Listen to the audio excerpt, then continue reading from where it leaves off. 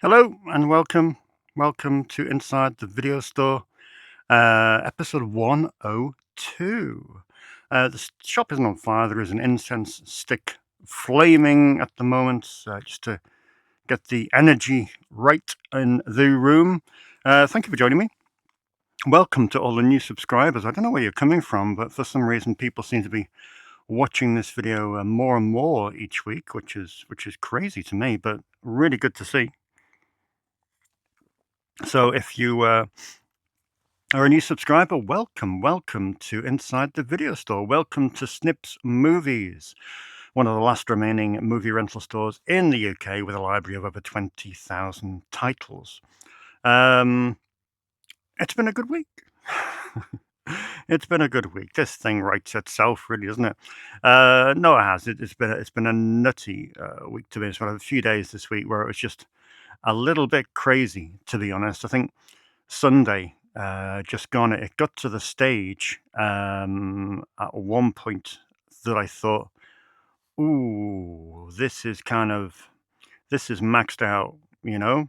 This is kind of, we can't really do busier than this. You know, this is as busy as it can be.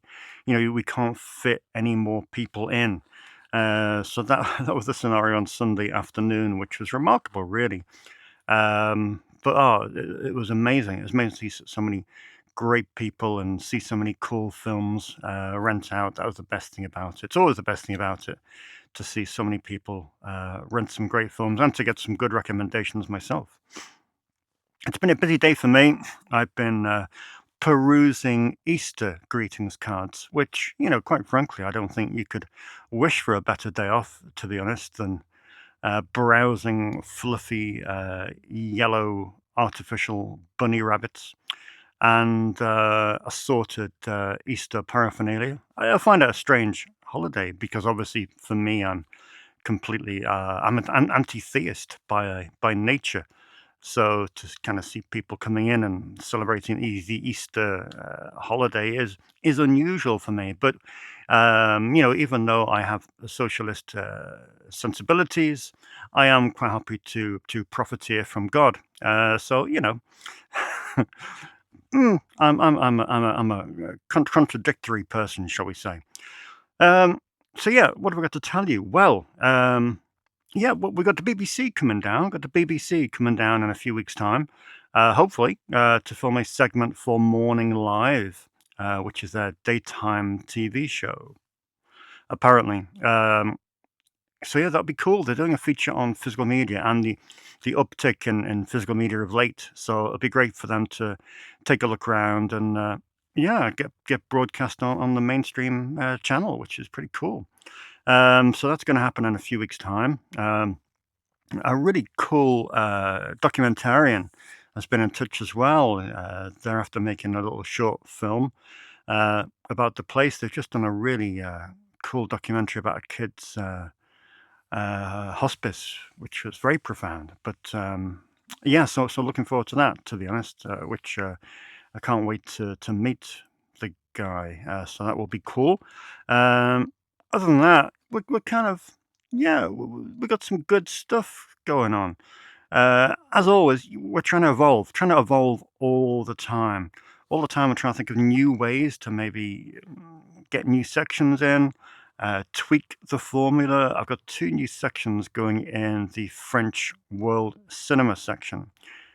More and more people come in, the more and more people you talk to, and you realize that, yes, this place is all right, but it can be so much better. It can be so much better in terms of the range of films. 2 amazing guys in at the weekend, Dylan and Bruno, who know their shit.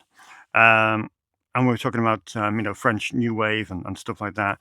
And so it just occurred to me that, you know, I have 0 Jacques Rivette films, and one of the most important New Wave filmmakers in French cinema. which is nuts. Well, I did have one in, but this is a guy who's done some of the most amazing films, like Selena and Julie Go Boating, and the Out film, Out One, which was like the 12-hour epic that Arrow Video put out on Blu-ray a few years back.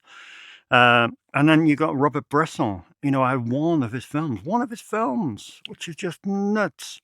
So things like La Argent wasn't represented here, Passion of Joan of Arc, and other things like that. So that's been my homework this week, trying to find a way to get those people, those great artists represented. Because as time goes on and as more people come to the place, you discover that how varied people's tastes are and how many different aspects of cinema people want to look into. Yeah, a lot of people just want to come in for, what's the big film this week? Well, Wicked, for example. Yeah, some people just want to come in for Wicked, or last week it was Begonia and things like that, which is cool. Other people, they want exploitation. They want Saturn's Core, they want Vinegar Syndrome, they want Severin. Other people want the classic American golden era of Hollywood. But then you've got to cater also to people who really want great European cinema. And by having the Master Cinema collection and Criterion as well, you do cater to some of that, but there's a lot more. You look at great labels of the past like Artificial Eye, which got, morphed into Curzon over time. And there's so much stuff that they put out back in the day that hasn't yet made the leap to Blu-ray, and it might never make the leap to Blu-ray, and some of it is really, really, really hard to stream. So that's the kind of stuff that I need to be looking at. So they're the two new sections that are going in, hopefully next week. I'll show you the nuts and bolts next week. I'm still waiting for a few more titles to come in. But yeah, so we've got Jacques Rivette and also Robert Bresson. Now, I know you're thinking to yourself, well, Dave, how are you getting the space in the French section of world cinema? And it is a challenge, to be honest, because it's a tight section, especially France. It is pretty much, there's not much room there. And especially recently, I've added Olivier Assayas and also Celine Sciamma. So you've got 4 key directors going into a section that's pretty full. Well, luckily, we've had some box sets come in, which has alleviated some of the pressure on world cinema, like Bellatar, Michael Haneke, etc., and also Wim Wenders. But also, I thought, what can I remove from world cinema that has another place or can fit to another place quite seamlessly? And I thought, well, horror. Why am I... It makes sense to separate international horror with American and British horror. But does it? Is the fact that some of those horror films are in world cinema, does that mean that the people who browse the horror section don't see them? Are the people that go into the horror section looking for a great horror film, they're missing out on Martyrs or Inside or Them or Frontiers. They're not gonna come out here and think, let me check French cinema to see if there's a great horror film there. They're probably going to think it's going to be in the horror section. So I'm gradually removing all the horror films from world cinema, and I have space to burn in the horror section. It might not look it, but I do. So gradually I'm going to remove all the horror films from world cinema and put them in the horror section, because I think horror should be a broad spectrum of every single culture and country, and I don't think I should be plucking out films. I'd like, for example, I'd like someone who only watches American horror to stumble across High Tension or Raw unexpectedly and just pick it out and not think, oh, this is French. Just pick it out and think, this is a horror film.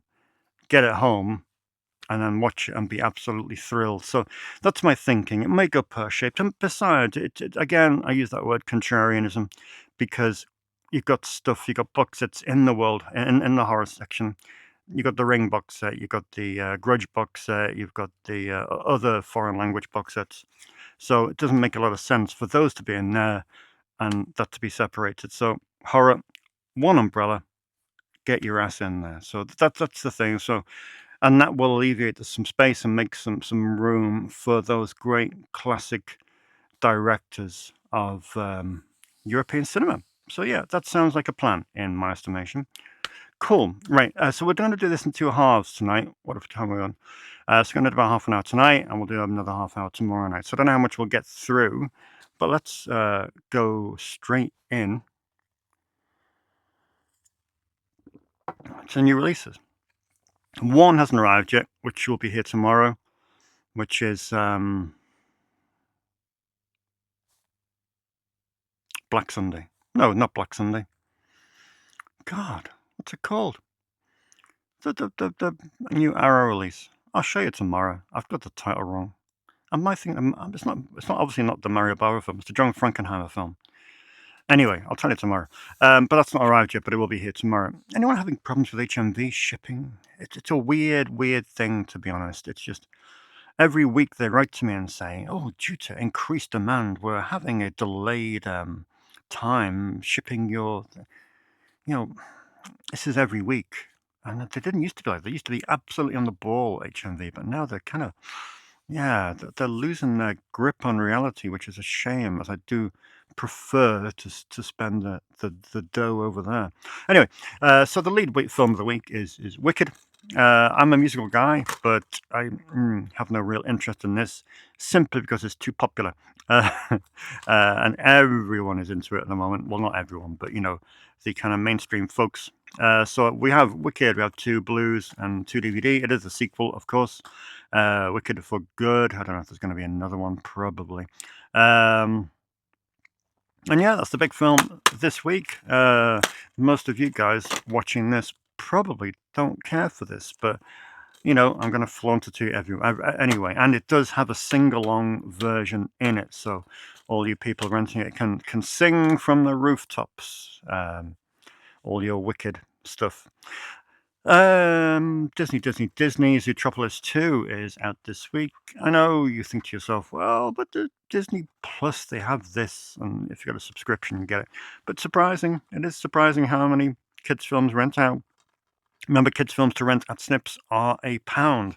So if you want to rent Zootropolis 2 on Blu-ray, it's £1. It's given away, which is a bit stupid, really. But hey, it's always been the case, and I'm not going to change it. Five Nights at Freddy's 2, the first one, didn't do much business. Did not do much business at all here. It certainly rarely goes out today. But I thought I'd just take a gamble with one on Five Nights at Freddy's 2. So, yeah, we'll see how it goes. I could always upscale in time. Like I did with Sisu 2. This week I had to get another copy of that because it was just constantly out on loan and people are starting to get annoyed. The Old Woman with the Knife is one of the best action thrillers since John Wick. It's the that's Korean, right? Okay, based on the best-selling novel of the same name. It's the latest release from Kaleidoscope Home Entertainment. Looks quite a spectacular Korean thriller. So yeah, that looks like it comes with it. I did read some reviews on this, and it does sound like a very interesting film indeed. So that is The Old Woman with the Knife. We have the new film from James L. Brooks, and yes, I did have to Google whether he was still alive. And he is. James L. Brooks is in his 80s now, and he's still making films. Of course, he made some of the, I wouldn't say some of the greatest films of all time, but some of the most culturally beloved films of all time, like As Good as It Gets, Terms of Endearment, Broadcast News, etc., etc., etc. His latest is written and directed by him. It's called Ella McKay. Heartwarming comedy. We don't get heartwarming comedies here anymore because they don't tend to release them on physical media. This has got a great cast, though. You have Emma Mackey, Jamie Lee Curtis, Rebecca Hall, Albert Brooks is in this, and Woody Harrelson. So good people. So I've heard. Well, I read the Metacritic reviews on this, and it got absolutely trashed. But hey, it's James L. Brooks. Palestine 36 is described as an ambitious historical epic. It stars Liam Cunningham, Jeremy Irons, and a host of actors, which looks at the 1936 revolt against British colonial rule in Palestine. So, yeah, and I think down with the empire is what I say. Down with the empire. Now, this one looks very interesting indeed. It's the latest film coming out in this country by Lightbulb Film Distribution. It's called Apex. Obex. Apex? Apex is a direct-to-video thriller from 1990 by Philip J. Roth. Obex is by Albert Burney. Eraserhead meets The Legend of Zelda. It's a black and white film, 90 minutes, a Lynchian-like odyssey. They do throw the word Lynchian around, don't they? A lo-fi stunner of a video game movie. So many things here put me off it, but so many things here attract me to it. So I haven't seen it yet, but it looks like an interesting one. That's Obex, O-B-E-X, out this week on Blu-ray from Lightbulb Film Distribution. Criterion entry this week is The Breakfast Club. What do you think? The Breakfast Club on 4K UHD. How extravagant. But it is John Hughes' magnum opus, arguably. I'd say planes, trains, and automobiles, personally.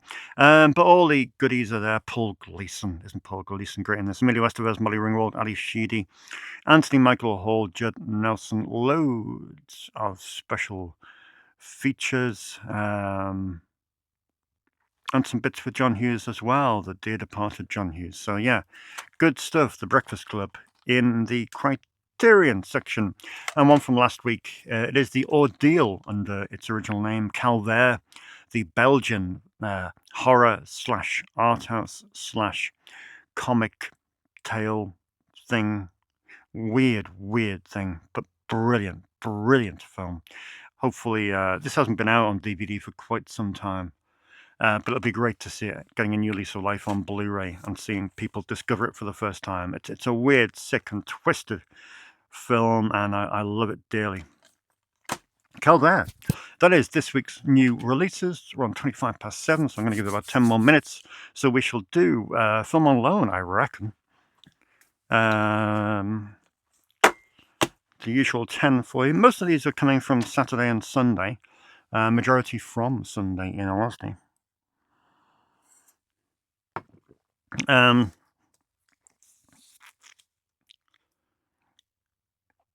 Apparently, so customers tell me, there's a series of films that rent out that I kind of wince to. You know, when people put them on the counter, oof. You know, Threads, Come and See, Requiem for a Dream, those types of films, those Irreversible, those types of hard watches.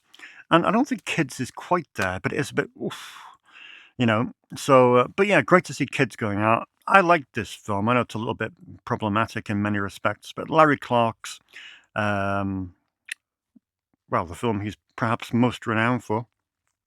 And I liked it. I saw it back in the day when it first came out, and I've got a lot of time for it. It is, of course, the first script, I think, filmed from a Harmony Korine script. It's a very interesting film, and you will be glad to know, some of you, arguably one of the most requested films in Snips history is coming in the next few days on Blu-ray. Can you guess what it is yet? Can't say that. Trash Humpers. Trash Humpers is coming in on Blu-ray. Harmony Korine's notorious film in pin-sharp 1080p. Yeah. Great. So glad to get that, because it's been a battle to try and get it really in a good edition, but it was out in Australia, I think, last year, wasn't it? So pretty cool to pick it up. So that will be great. Who was in? Luke was in at the weekend asking for Hammer's The Old Dark House. And for life, it's one of those things where someone asks you for a film, and it's like, Hammer made an Old Dark House movie? Honestly, I could not think of it for the life of me. It's one of the things where you're kind of busy and you're thinking, I don't know what that is. And Luke's kind of saying, well, it's on your database. So I'm thinking, well, maybe it's a scanning error. Sometimes when you scan a barcode, you can kind of punch in the wrong edition of a film. Anyway, it turns out that it was a William Castle Hammer co-production. Completely went over my head. But yeah, it was part of the William Castle box set that came out from Indicator. Um, Great stuff. He seems to think it's not that much cop, but he hasn't returned it yet. So I'm going to ask him when he comes back on Saturday. Robert Morley is in it, and Tom Poston. But I mean, I love the old Dark House. I love the original one with Boris Karloff, and I like the old Dark House genre. But no, I think that might be all right. That might be all right. Let me know if you've seen it. Goobers doesn't go out much very, very often, to be honest, but it's got one of those covers that just sits on that top shelf there and stares people down when they come in. And Mark's son spotted it on Sunday and just decided, yeah, that's what I want. It is, of course, directed by Charles Band. I don't know how kiddie friendly it is. I think it's pretty much teeny friendly movie. I have seen it before, but I can't remember much about it, to be honest. But hey, you got to support a film like Goobers. Scary Tale. Agfa doing the job again. Another film out on loan, Scary Tales. So great to see people ploughing through the Agfa section, although James and Larney did rent Dracula, A Dirty Old Man, which isn't one of my favorite Agfas. It is not one of my favorite Agfas at all, so I don't know how they'll like that. But someone else rented Scary Tales, which is a pretty cool Agfa in my estimation. Yeah, do like a bit of that. What James and Lonnie did rent in a good way is Starbuck. As you know, I know many people are quite interested in their journey. They're renting a film every week from a different country in world cinema. So far they've been through Africa, the Aboriginal section, Argentina, Austria, Belgium, Brazil, Bulgaria, Canada. And this Canada this week, Chile next week. Starbuck, of course, later got remade with Vince Vaughn and got called Delivery Man. But this original is very, very cool. Very, very cool. It's, of course, about a man who's a sperm donor. And he finds out that he's fathered hundreds of children. And it's great fun, to be honest, but the original movie has a lot more about it than the Vince Vaughn remake. Paul Griggs has his heart set on a Sherlock Holmes production for his local theatre group. So he's making his way through a few Sherlock Holmes movies that he's not caught before, one of which is The 7% Solution, which stars the beloved and late Robert Duvall and Laurence Olivier and Nicole Williamson, directed by Herbert Ross. Herbert Ross. 88 Films put this out about 2 years ago. And those of you who have been watching The Stuntman or have been intrigued to watch The Stuntman might also want to check out Freebie and the Bean. John and his wife Liz rented this at the weekend. It is, of course, directed by Richard Rush, who also directed The Stuntman. And, if you liked The Stuntman or have any kind of affection for The Stuntman, you might be interested to take a look at that. It's an interesting film that was put out by Warner Archive back in the day. I love it when people push themselves. Got a customer in at the moment, pushed himself, called Callum, and he just wants to go in new directions and try and test himself on cinema that he might not ordinarily go for. So this week he's rented Profound Desires of the Gods, the Shohei Imamura film, which is a really, really bold move. It's a 3-hour epic, which, is a tough watch, but it's worth it. 1968. One of the hottest films at the moment in Snips is Museum Hours. It's Jem Cohen's film. I've got a few customers discovering this. Dylan discovered it sometime last year and was just completely blown away by it. James also discovered it last year and was completely blown away by it, and highlighted to me how many of Jem Cohen's films have no footprint on physical media, which is really, really sad. And now, and at Dylan's request, Bruno has moved on to museum hours, and I think he'll obviously get a kick out of it. But yeah, really cool to see a film like this that came out quite some time ago, well, 13 years ago. And good to see it getting a second wind, thanks to a new generation of cinephiles who are rabidly consuming some really classy cinema. And again, this just shows you the power of having that open forum where people can just suggest films and keep on suggesting films and keep on pushing the store forward and saying, go this way, go that way, go that way, try this, try that. And it's cool because I think it was Helen that came in a number of weeks ago and she tried to describe to me a film. I couldn't quite make it out because she knew it by another title. And I kept on flagging up this title, and it was kind of, well, is this the same film? It was, but it was only available in a kind of a shunky American edition that came out years ago. And I thought, well, it's not going to play over here. But it wasn't that much money, so I thought, well, I'll try it just in case it may not be region locked. Lo and behold, it wasn't. It's Cafe au Lait. It's a film by Matthew Kasovitz, who, of course, directed La Haine. Believe it or not. He did, didn't he? He did.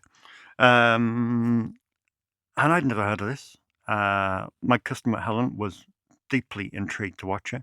And of course, Dylan spotted it on Saturday night, just out of the corner of his eye, and said he'd been desperate to watch this film for years and years and years, and he's never been able to see it anywhere. And there it was on the shelf. So it just goes to show you the power of, people think to themselves, look, I'm going to suggest a film, but it's only me that's going to want to watch it. Lies. Whatever you think in your head that you're the only person that will ever watch a specific type of film, forget it. Suggest it, because other people want to see it. If you have a passion and a desire to watch a specific film, suggest it, because other people will think very much like you and they'll want to see it as well, because that's the type of collective we are, and that's the cool thing. So Cafe au Lait suggested by one customer but rented by a different customer. So that's really cool. Really pleased to see that renting out. That's great news. Right, we are cracking on a bit, so I'm going to take a break and sort of enjoy my evening off at 20 to 8. And yeah, so that's it. We'll catch up tomorrow, and we'll do some. We'll go over some Van Damme. We've got some Van Damme upgrades because there's a new 4K UHD of Double Impact, and it does not in any way coincide with getting a Jean-Claude Van Damme audio commentary for me.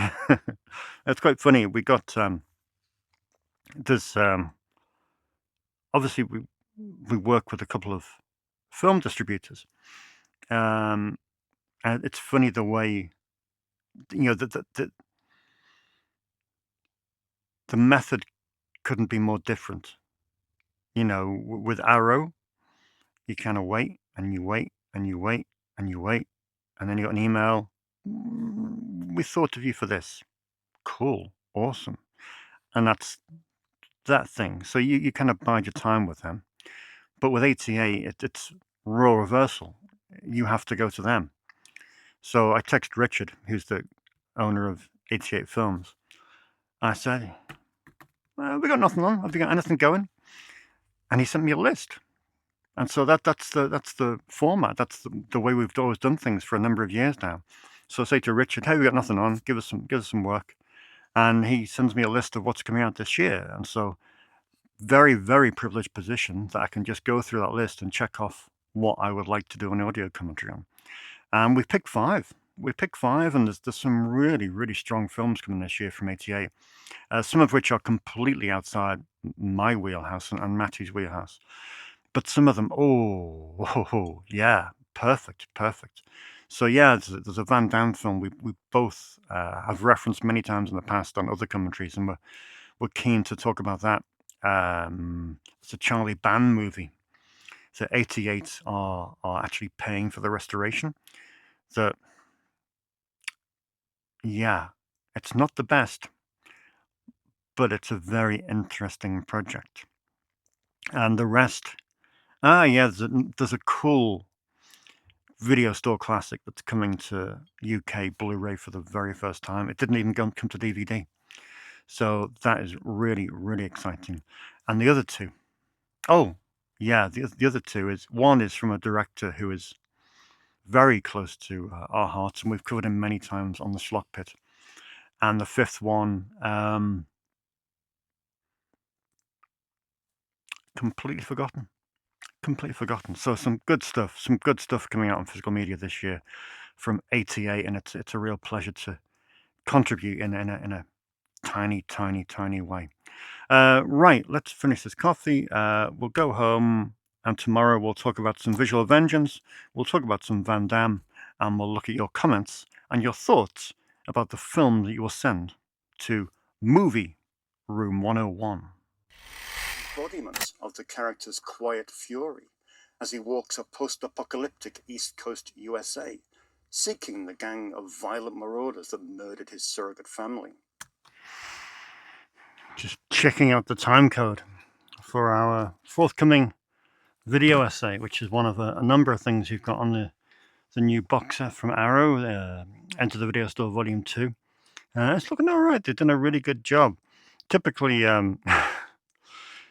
when people do a video essay, it's meant to be around about 15 minutes. But we can talk. So our video essay is 40 minutes, which is just offensively long. But somehow they managed to knock it into shape. John Tarani, the editor. So credit to John.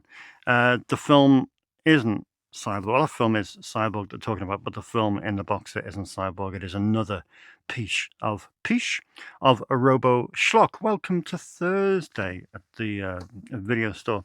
I've just had lovely Andrew in, who has rented the very impressive combo of The Devils and Metropolis. You know, that's a double bill. That is a double bill. The Devils and Metropolis.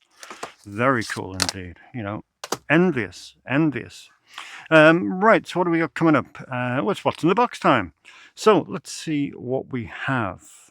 Well, you know, there's quite a lot to talk about, and if you're not interested, then you know it's no skin off my ass.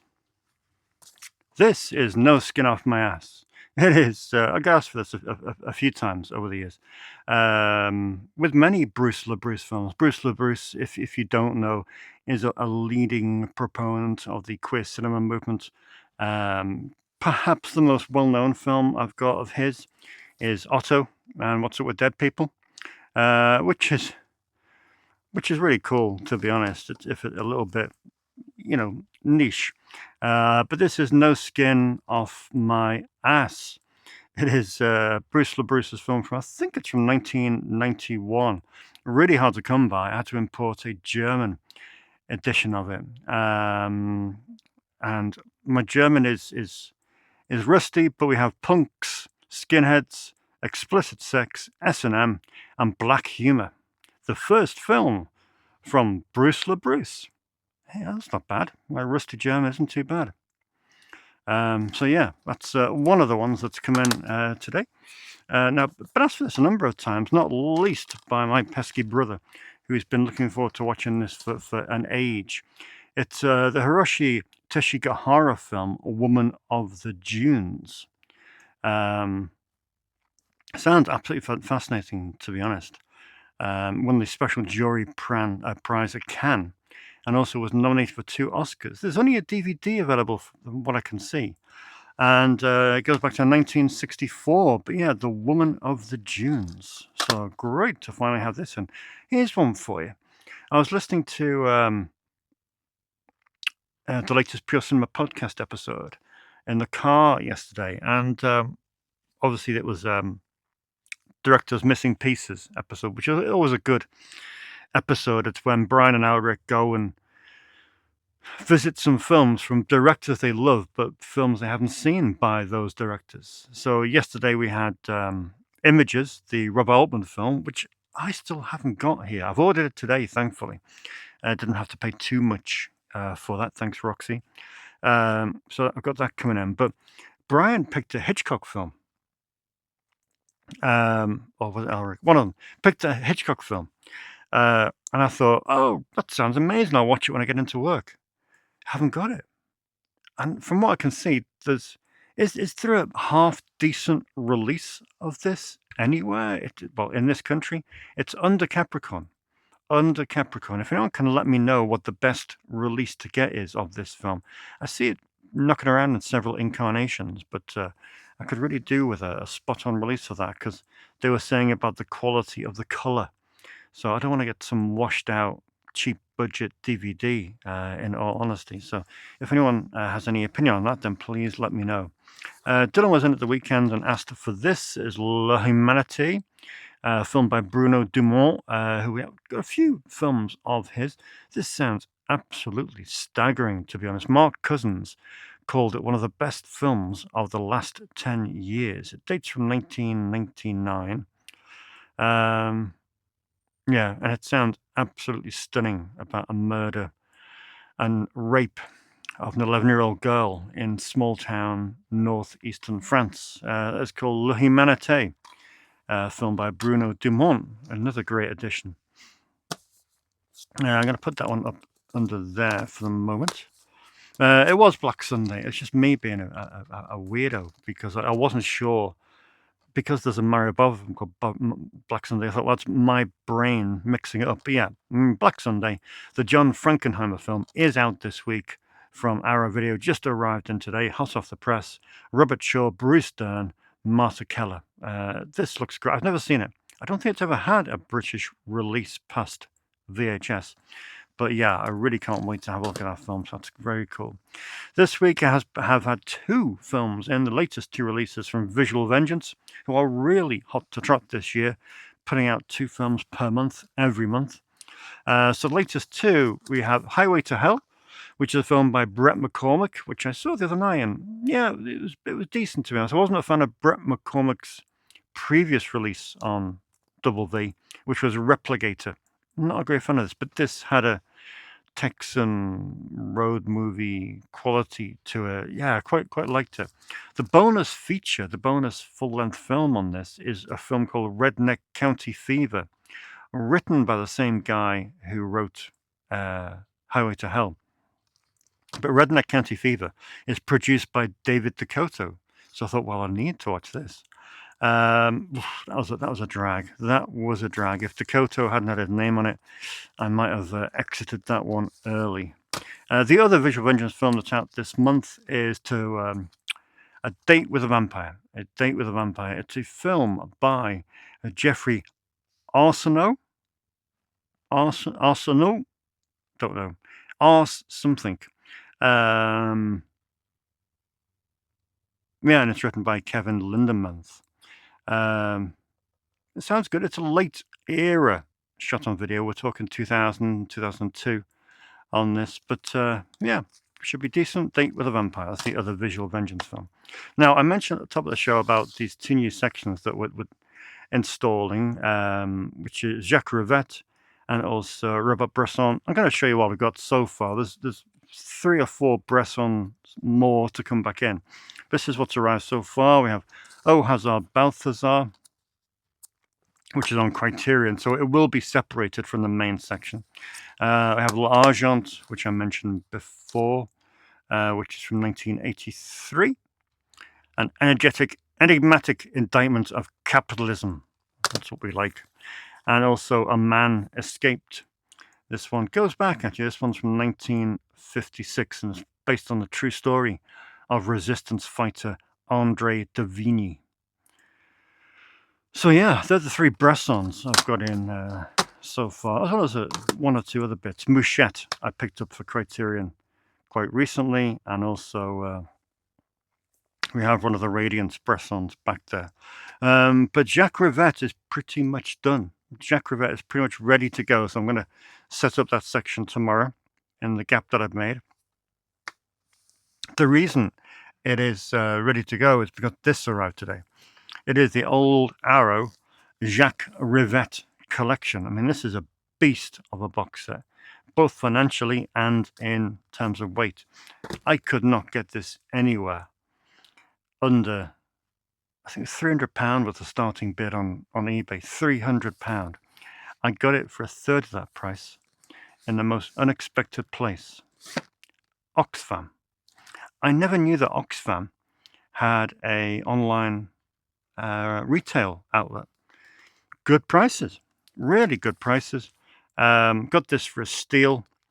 16 Blu-ray box set.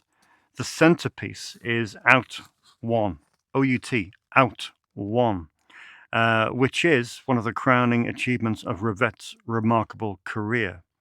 It's a 13-hour magnum opus. Unreal, 13 hours. It was only ever screened just once as a work print in 1971 before he cut it down to a measly 4.5-hour feature. But here we have the whole thing, the whole beast on 8 Blu-rays, Out One, the whole 12-hour story. And we have the edited version as well, and 2 other Jacques Rivette films, which sound amazing, to be honest. The 3, yeah. We have Duel and Noir. One is a fantasy, and the other is a loose adaptation of the Revenger's tragedy. Also included is Merry-Go-Round, where Joe D'Alessandro from Flash for Frankenstein and Maria Schneider from Last Tango in Paris star in one of Rivette's most surreal mysteries. So this is a centerpiece of the Jacques Rivette new section that I'm establishing tomorrow. So we have that. We have arguably his most acclaimed film, Celine and Julie Go Boating, which is out on Blu-ray from the BFI. So yeah, very highly acclaimed film. Jacques Rivette, though, did like a running time. He did like a running time. So we've got just over 3 hours on that one. We have L'Amour Fou, which is a film that Radiance put out a little while ago, and that is 4.25 hours. But it also, fascinating, it has a documentary here called Cinema Redefined, which is a newly filmed feature-length documentary about this film. So that's pretty cool indeed. Amazing. But yeah, it's over 2 discs. We have The Nun. Again, a very highly acclaimed film of his. Is described as his exquisite 1966 drama, one of the most breathtaking and emotional works of French cinema. So The Nun is in on Blu-ray. We have Paris Nous Appartement. Paris Belongs to Us, a masterpiece of the Nouvelle Vague. This is his first film, 1957. He completed it over a 2-year period. The film features cameos from Claude Chabrol, Jean-Luc Godard, and Jacques Demy. Wow. So that sounds quite special. That's on Blu-ray from the BFI. Va Savoir is another film put out by Radiance of his, which is... Where is this one date from?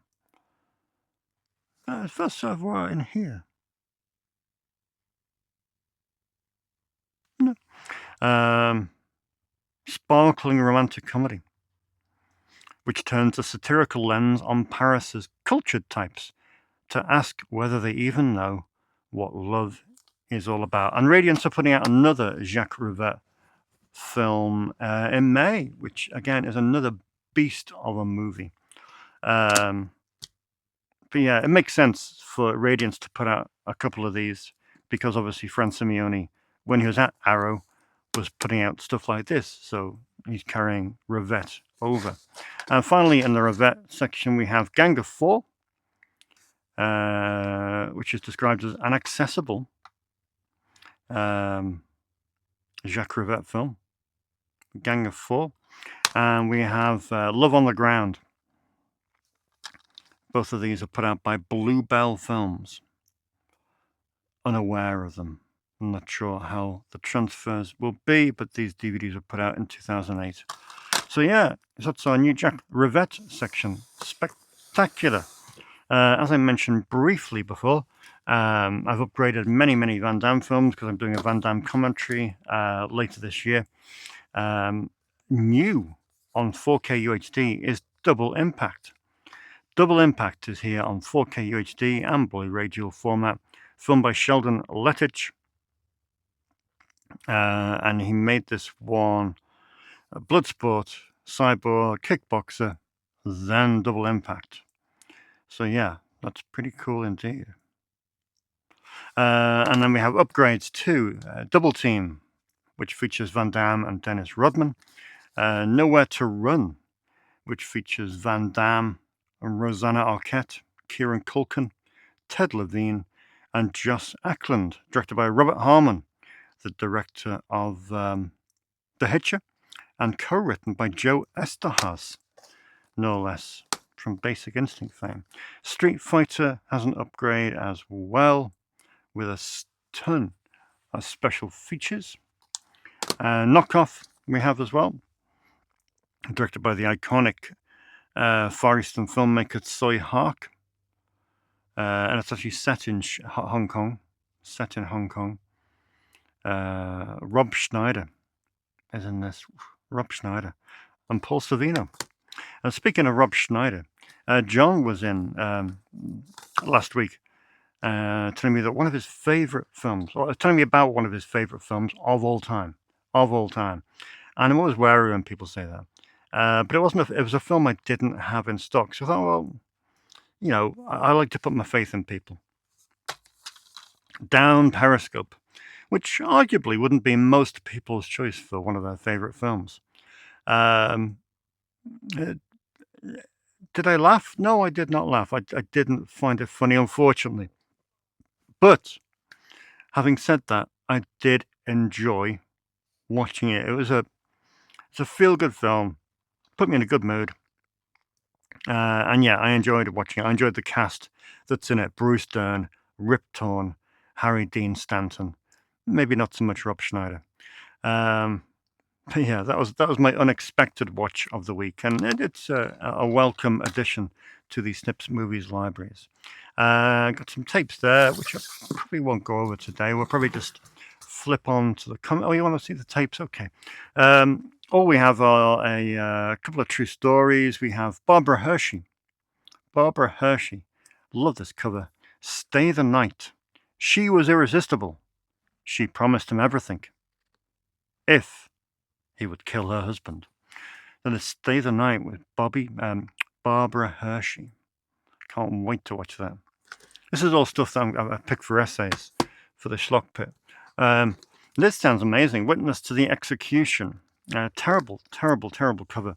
We got Sean Young in this, George Newbern, D. Wallace Stone, Tim Daly. It's directed by Tommy Lee Wallace, who directed one of the Halloween sequels. And it is based in the near future. Crime is running out of control, so we have live executions on TV. There we go. I know a few people that would quite like to see that. Not me, really, not me. And finally, The Ice Runner, which was hot property back in the day. This was the first film to shoot in the Soviet Union once it got opened up in 1991. First film to shoot in the Soviet Union. Film companies were queuing up, distributors were queuing up to release it, but unfortunately everything went to pot. Lots of disagreements on set, many delays, and now this is just a film that lies in obscurity. That's The Ice Runner with, forgotten his name, Edward Albert. Okay, quickly whipping on to the comment section. What do we got? Matt says he's happy to report that his Swamp Thing freebie competition winner turned up on Saturday. Can't wait to give it a spin. Now, this week, of course, I've asked for suggestions for the Room 101, Film Room 101. What would be the one movie that you would send to Room 101? You would erase it from the face of the earth. Well, Matt says his would be Bullets of Justice, a Danny Trejo film, which is shot in Bulgaria. Yeah, well, I haven't seen it, so can't argue with that. Film Wolf said, Dave, I've just watched Panic/Bacterian this week on Tubi as I try before you buy. Tedious and disappointing. I like Italian horror. David Warbeck and Janet Agron is my jam, but not this time. So much going for it, but an absolute slog. Yeah, this came in from Vinegar Syndrome last week, and it was a real slog. Zombie Matt, his Room 101 pick would be Alien Beasts from 1994. It's a shot on video film, so I don't give them a hard time. But in this instance, it's inept in every department, and its biggest crime is it's a real slog to get through. Kudos on the XXX section. The Golden Age memories could have given a lot of mainstream movies, though the Golden Age movies could have given a lot of mainstream movies a run for their money with production values and willingness to experiment. Yeah, I absolutely can't agree. Carl McLaughlin, I just saw The Night Flyer last week. Enjoyed it. Great practical effects and very satisfying. Miguel Ferrer was perfectly cast as the veteran reporter. I'm so pleased. Someone rented Night Flyer last week, and it's great that other people out there are discovering it as well. Raj mentions that as well as me getting the Billy Bob Thornton film Daddy and Them last week, it also stars the singer-songwriter John Prine. It does. Well said. And what a singer-songwriter he was. Paul Griggs is putting The Crow, City of Angels, into Room 101. He says it couldn't even be saved by the presence of Iggy Pop. Paul also corrects me. I do tend to think in terms of niche. But he says, yes, Miguel Ferrer, but remember, Dave, I think most people will probably remember him in RoboCop more than anything. Freddie, Room 101 movie is Batman and Robin. Jesus Christ, what kind of drugs did everybody use for making that movie? I've never seen it. So I do not know. Although John took umbrage with him. He's a great fan of Batman Robbie. Well, someone's got to be. Freewheeling Phil has been trying to get hold of a copy of Daddy and Them for quite some time. He says it's always been over £20. Like you, I'm a big Billy Bob fan and also an aspiring Laura Dern completionist and a big fan of John Prine. So yeah, very cool. It will be in my list when I make my Exeter to Bevington pilgrimage. That's a long way. Corey the Third, Velvet Goldmine. Yeah, you see, Velvet Goldmine is in my all-time top 20. All-time. One of my favorite films. I love that film to bits. However, Corey explains that his first wife got up after 15 minutes of the film being on and announced that she didn't know him. Isn't that weird for someone's partner to take such a bizarre reaction to a film? I mean, there's a lot of, sexual experimentation, shall we say, in the film. But, hey. Anyway, go Jazz. Another great episode, Dave. Room 101 for me has got to be Mamma Mia. Yeah, I'm not going to argue with that. Thanks again for the Swamp Thing prize. My pleasure.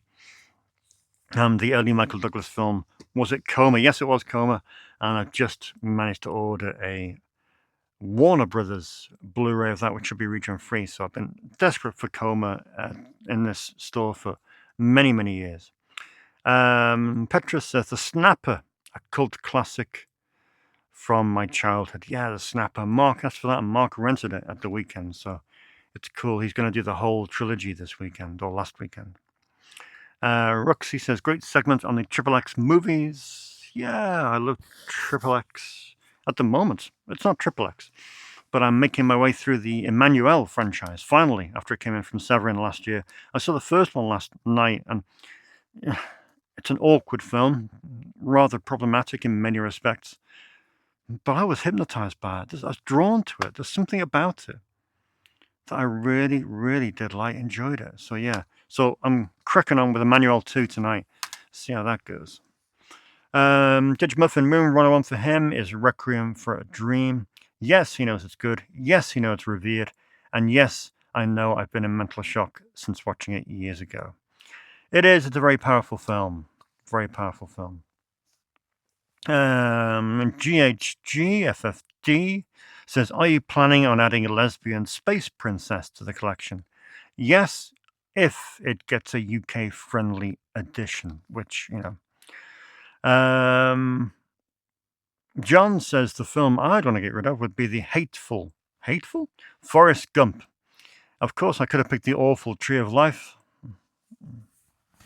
But Forrest Gump just beats it to it. I don't understand the love for this awful, boring film. It's badly acted and badly directed. Forrest Gump has no point. That's certainly a strong opinion, Jonathan. Certainly a strong opinion. Let's move on. Let's move on before we get drawn into that. Brick Bills. It's Friday, so I'm gasping for a mug of tea. Thanks, Dave, for the great episode last week and every week. Now this is quite a touching story from Late Night Double Feature. He would put a film into 101 that he actually really, really liked. It's The Quiet Man. His mother died 2 years ago last week. She was in his care. She had dementia. And at the end, of course, she was very, very dependent on his care. However, one of the movies that got them through was The Quiet Man.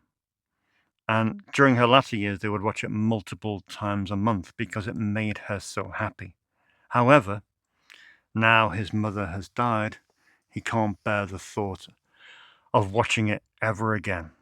That's a really, really powerful memory and a very, very genuine reason for putting that film in Room 101. Thank you for sharing that. That really did touch me. And I can definitely see why that film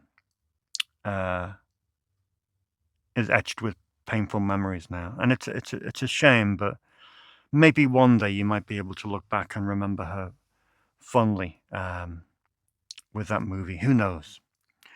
Neil is putting The Plague Dogs into Room 101, which is that fits Neil's MO really. Neil obviously very, very much in against any kind of animal mutilation, be it real life or animated. But yeah, The Plague Dogs for Neil. And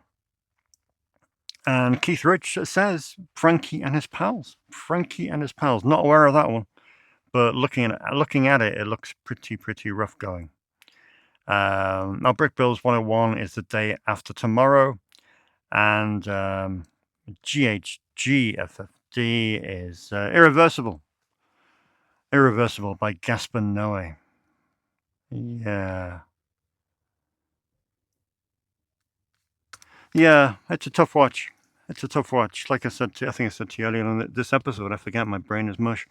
But there are films that people come up to the counter with, and I just take a sharp intake of breath, and I, what can you say? And Irreversible is one of them. Tough watch, but powerful film. Okie dokie, I think we are done here. Thank you very, very much for watching. What do we got next week? Well, we're going to have a little look at the extra Bresson films that come in. We're going to have a look at I've got about a dozen more Criterion discs coming in next week. There was a fortuitous situation. The guy on eBay, obviously selling his collection, and most of the discs were £12.50, and just couldn't refuse at that price. So there's about 9 or 10 Criterion discs coming in. So really looking forward to those, and rapidly running out of space in the Criterion section, but there's not many left now in the UK to get, so that's kind of exciting. Right, I'm going to leave you in peace. I'm going to go home and have a night with Emmanuel too, and I will see you as always in 7 days' time.